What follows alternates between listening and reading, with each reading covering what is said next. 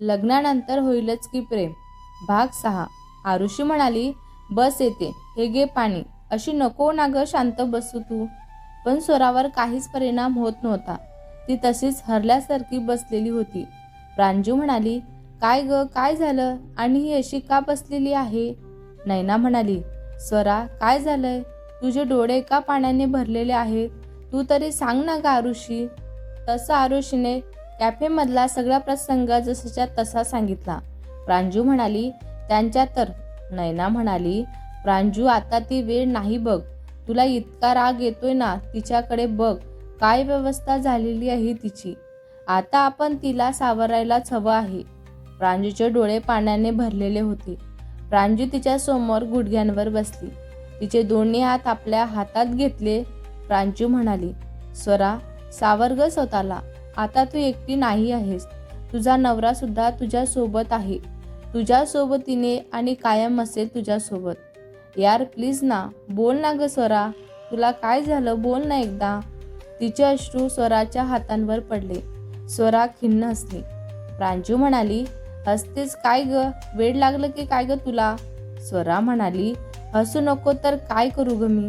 आणि हे मी दुसऱ्या कोणांवर हसत नाही आहे, मला स्वतःवर हसते. माझीच आई माझं लग्न मोडायला निघालेली होती.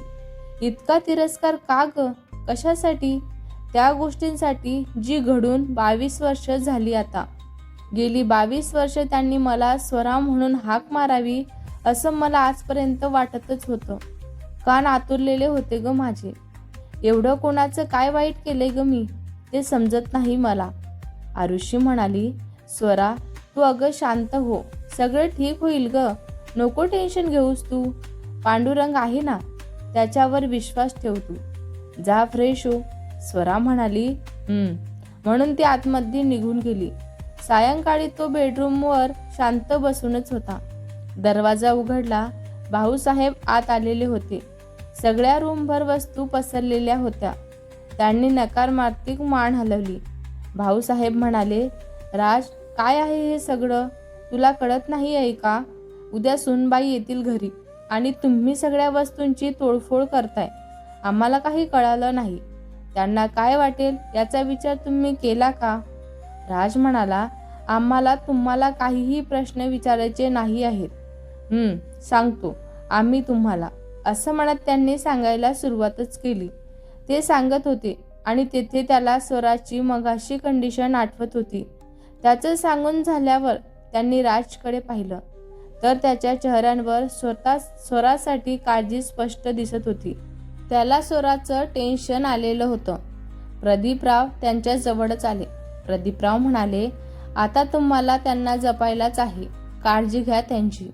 बरं तुम्ही त्यांना काय अट घातलेली आहे? त्याने मगाचा सगळा प्रसंग त्याला सांगितला. दादेसाहेबांनी सुस्कारा सोडला. पण तुम्ही त्यांचं माहेर तोडताय राज, आणि हे चुकीचं आहे असं मला तरी वाटतं. राज म्हणाला, मग काय करायला हवं आम्ही? प्रत्येक वेळी त्यांचा अपमान होताना बघत बसू का आम्ही? आम्हाला ते बिलकुल जमणार नाही आणि ते आम्हाला सहन सुद्धा होणार नाहीच आहे. दादासाहेब म्हणाले, चला आम्ही तुम्हाला हळदीसाठी बोलवायला आलेलो होतो. राज म्हणाला, तुम्ही पुढं व्हा, आम्ही आलो लगेच. ती निघून गेली. हळद पार पडली. जितेंद्र म्हणाला, संध्याकाळी आम्ही तुम्हाला सांगितलेलंच होतं की हे लग्न निर्विघ्नपणे पार पडलंच पाहिजे. सांगितलं होतं की नाही? परत एकदा सांगतोय. भावना म्हणाली, हो तुम्ही सांगितलेलं होतं मला. जितेंद्र म्हणाला, मग का गेला तुम्ही राजला भेटायला? काय कारण होतं? जितेंद्रने हात दाखवून थांबवलं त्यांना. हे झालं ते शेवटचं झालं. इथून पुढे जर तुम्ही असं काही करण्याचा प्रयत्न केलात ना, तर आम्ही तुम्हाला या घरातून आणि आमच्या आयुष्यातून बेदखल करू. आणि आत्ताची तुमची शिक्षा ही असेल की तुमचा आणि आमचा काही संबंध नसेल. फक्त जगासाठी आमच्या तुम्ही पत्नी असाल. यासाठी की आता आपल्याला सुना आलेल्या आहेत म्हणूनच मी एवढं सारं म्हणतोय. घरात म्हणून आणि म्हणून नाही तर आता या क्षणी आम्ही तुम्हाला घरातून बाहेर काढू शकलो असतो.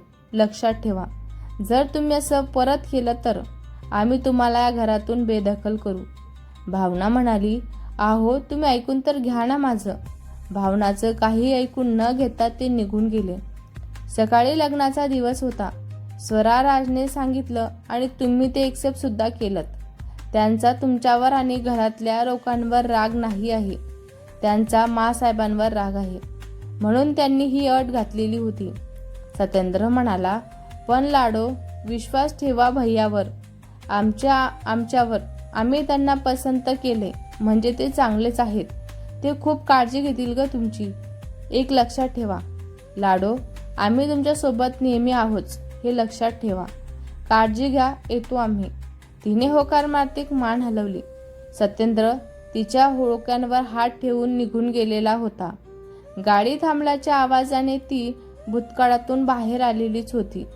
तिने आजूबाजूला पाहिलं तर त्याची गाडी घरासमोर येऊन थांबलेली होती. स्वरा, त्याचा आवाज आला. तिने त्याच्याकडे पाहिलं. त्याने जवळ येण्याचा इशारा केला. त्याने तिचा हात पकडला आणि दोघे दरवाजाच्या दिशेने निघाले होते. दारात त्यांची छोटी आई आरतीचं तबक घेऊन उभी होती. राज म्हणाला, आईसाहेब कुठे आहेत? छोटी आई राजच्या रागीट स्वर ऐकून छोटी आई म्हणाली, त्या आहेत आतमध्ये, आराम करताय. राज, आम्ही ओवाळतो तुम्हाला. भाऊसाहेब म्हणाले, त्यांच्याकडून घ्या ओवाळून. ऐका आमचं, आता तमाशा नको आहे. त्यांच्या बोलण्यावर राज शांत झालेलाच होता. स्वराला वाईटच वाटलेलं होतं. रागिणीने त्यांना ओवाळलं.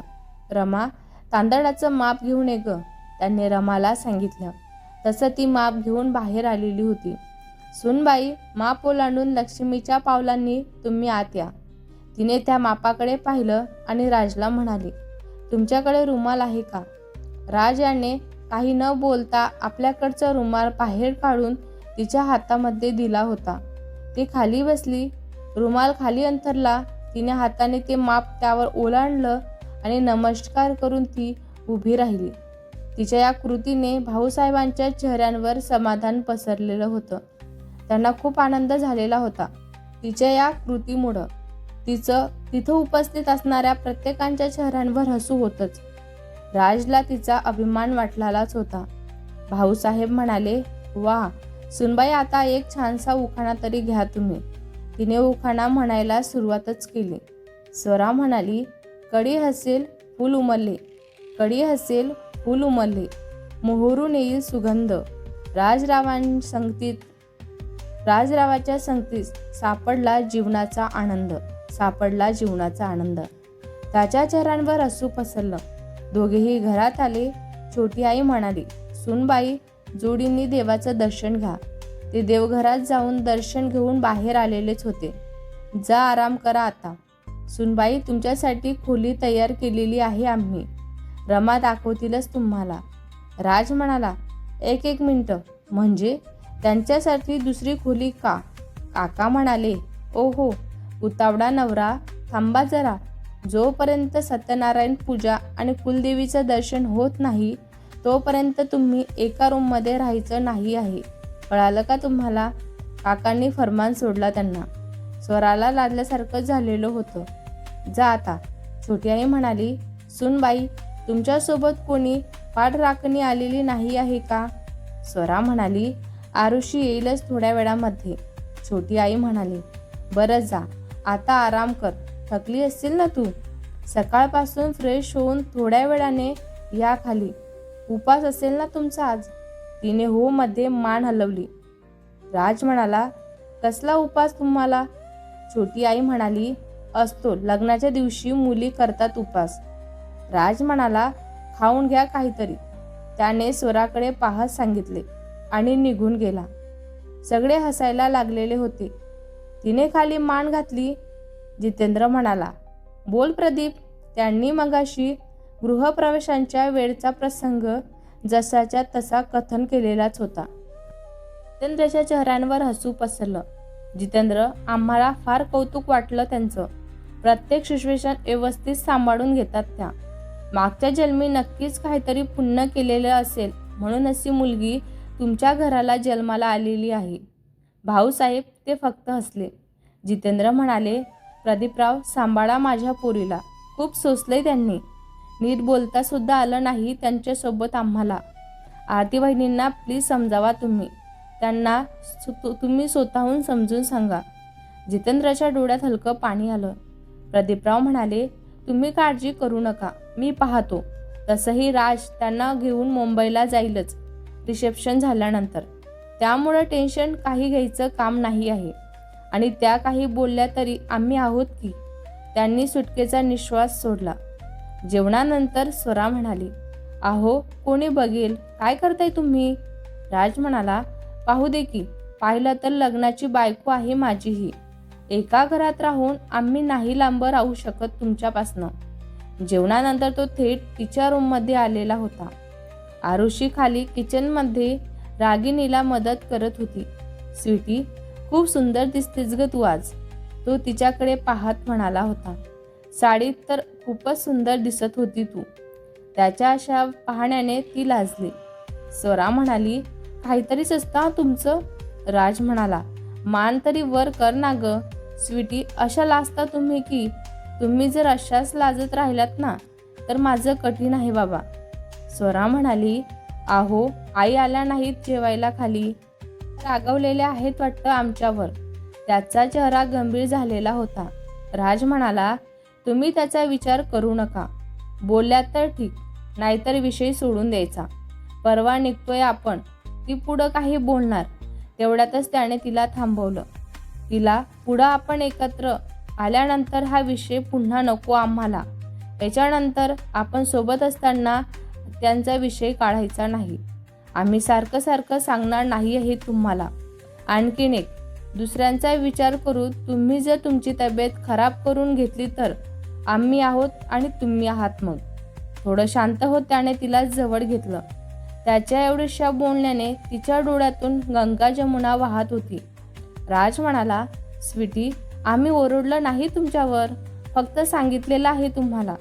त्याने तिचे डोळे पुसले. चेहरा ओंजळीत घेऊन हलकेसे कपाळांवर ओठ टेकवले. त्याच्यासमोर ती छोट्या बाहुलींसारखी दिसत होती. स्वरा म्हणाली, तुम्ही आम्हाला आहो जावं करत जाऊ नका, आम्हाला आवडत नाही तसं. तिने नाक वर ओढत म्हणाली होती. त्याने तिच्या कपाळांवर टक्कर दिली. आहा, लागलं ना मला? स्वरा म्हणाली, हो खरंच. मग काय हाक मारू तुम्हाला? अरे तुरे करा, विचित्र वाटतं ते आम्हाला. राज म्हणाला, बरं, जो हुकूम राणी सरकार. ती खुदकून हसली आणि त्याला बिलगली. ती हसल्यावर काळीजल्यांचा भास झाला त्याला. कालपासून पडलेला चेहरा पाहत नव्हता. तिचं हसणं पाहून अंतर्बाह्य सुखावला होता तो. त्याने मिठी घट्ट केली आणि केसांवर ओठ टेकवले. सकाळी 6 वाजता खेळ मांडियला वाळवंटी घाई. नाचती वैष्णव भाई रे, क्रोध अभिमान केला पावटणी. एका एका लागतिली पायी रे. तिच्या आवाजाने सगळे एक एक करून देवाजवळ आले होते. आरती सुद्धा आल्या होत्या. त्याने रमाला विचारलं, रमा, कोण गाते ग एवढ्या सकाळी सकाळी? रमा म्हणाली, जी नवीन सुनबाई आलेली आहे ना ती गात आहे. रमाने उत्तर दिलं. त्यांच्या भुवया उचवल्या. आवाज छान आहे हा तिचा, त्यांनी मनातच म्हणाली. आणि देवाघराजवळ झाल्या तर सगळं घर जमा झालेलं होतं.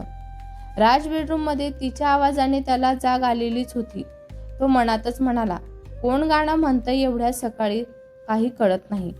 तो खाली यायला निघाला. देवाघराजवळ गर्दी पाहून त्याला सुद्धा आश्चर्य वाटत होतं. गाण्याचा आवाज ऐकून त्याचे डोळे आपोआपच बंद झाले. ती एक एक करून सगळ्यांना आरती देतच होती. लाल कलरची साडी, त्यावर मॅचिंग ब्लाऊज, केसांचा आंबाडा घातलेला होता तिने. डोक्यांवर पदर घेतलेला होता. ज्यावर जीव ओवाळून टाकावा असं वाटत होतं त्याला. पण तिला पाहून त्याला आश्चर्य सुद्धा वाटलं. ह्या म्हणत होत्या का गाणं? तो मनातच. ती आरती समोर जाऊन उभी राहिली. स्वरा म्हणाली, आई आरती घ्या ना. त्यांनी आरती घेतली. नमस्कार करते तुम्हाला. आरती म्हणाली, अखंड सौभाग्यवती भव. ती सुखावली. अर्थात त्यालाही आनंद झालेलाच होता. भाऊसाहेबांना बरं वाटलं. पण असं समजू नका की आम्ही हे सगळं स्वीकारलेलं आहे म्हणून. आम्ही फक्त परीक्षा घेऊ तुमची. त्यात जर तुम्ही पास झालात तर शब्द आहे आमचा. या घरची जबाबदारी आणि थोरल्या सुनेचा मान आम्ही तुम्हाला स्वतःहून देऊ. आज संध्याकाळी पूजा आहे घरात, तर पुरणाचा नैवेद्य करायचा आहे तुम्हाला. कोणाचीही मदत न घेता जमेल का तुम्हाला? आम्हाला सांगा. स्वरा म्हणाली. तिने हो मध्ये मान हलवली. हो आई, मी करणार. राज काही बोलणार तेवढ्यातच भाऊसाहेबांनी त्याला नजरेने शांत राहायला खुणावलेलेच होते. तो धुसफुसत शांत झाला. सगळे निघून गेले. ती त्याच्या समोर उभी राहिली. स्वरा म्हणाली, आहो आरती. तो झुकला तिच्या समोर. तसं तिने त्याच्या डोक्यांवरून आरतीचा हात फिरवला. राज म्हणाला, काय गरज होती तुम्हाला हो म्हणायची? घरात किती माणसं राहतात याचा अंदाज आहे का तुम्हाला? कळतं का? असं मूर्खासारखं का वागता तुम्ही? थकायला होईल तुम्हाला. राहू द्या, स्वयंपाक वगैरे करायची काहीच गरज नाही आहे. आम्ही बोलतो आईसाहेबांसोबत. स्वरा म्हणाली, आम्हाला जर त्यांच्या मनात स्थान मिळवायचं असेल ना, तर एवढे प्रयत्न आम्हाला करावेच लागतील. आम्हाला स्वयंपाक येतो आणि छान सुद्धा बनवतो आम्ही. राज म्हणाला, तुम्हाला ऐकायचं नाही आहे का आमचं? स्वरा म्हणाली, तुम्हाला जेवायचं नाही आहे का आमच्या हातचं? तिने उलट त्याला प्रश्न विचारलेला होता. त्याने काहीच उत्तर दिले नाही. तुम्ही फ्रेश व्हा, आम्ही कॉफी घेऊन येतो तुमच्यासाठी रूममध्ये या. त्याने आपल्या या शब्दांवर जोर देत तिला डोळा मारला आणि निघून गेला. ती सुद्धा लाजली. भेटूया पुढच्या भागात. हा भाग तुम्हाला कसा वाटला कमेंट करून नक्की सांगा. व्हिडिओ आवडला असल्यास लाईक करा, शेअर करा. नवीन असाल तर चॅनलला सबस्क्राईब करा. धन्यवाद.